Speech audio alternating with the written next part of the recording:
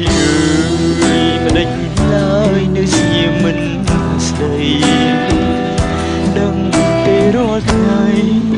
ខ្ញុំនឹងស្រីស្ទើរឈួតហើយទីស្ងាត់ម្នាក់ឯងចំបែករេរួយខ្វល់ខ្វាយ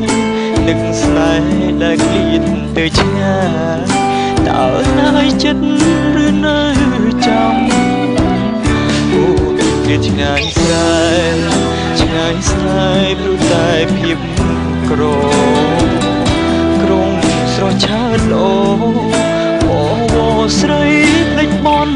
ដាំអូនថាត្រឡប់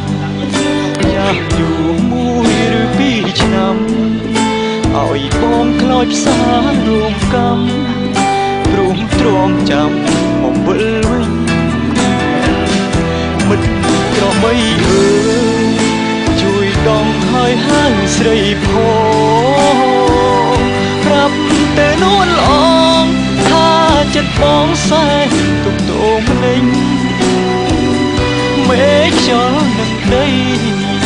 ជួនដូរចិត្តស្រីសំឡាញ់ឲ្យដៃទឹក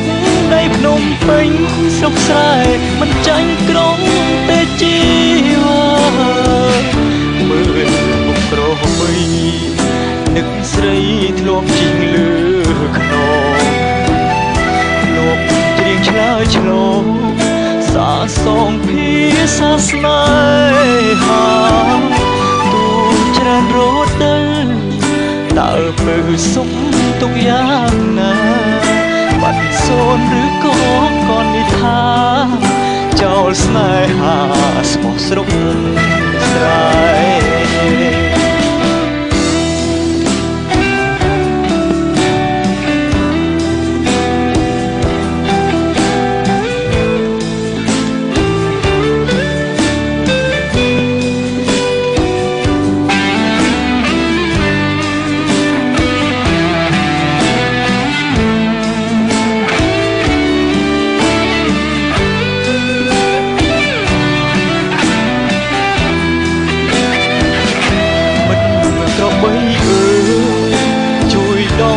ហៅស្រីផងប្រាប់ទៅនួនល្អងថាចិត្តបងសែនទុកទោមលេងមេឃចលនឹងដីជួយដូរចិត្តស្រីសំឡាញ់ឲ្យដៃទឹកដីភ្នំពេញស្រុកស្រែមិនចាញ់ក្រុងទេជីវ៉ា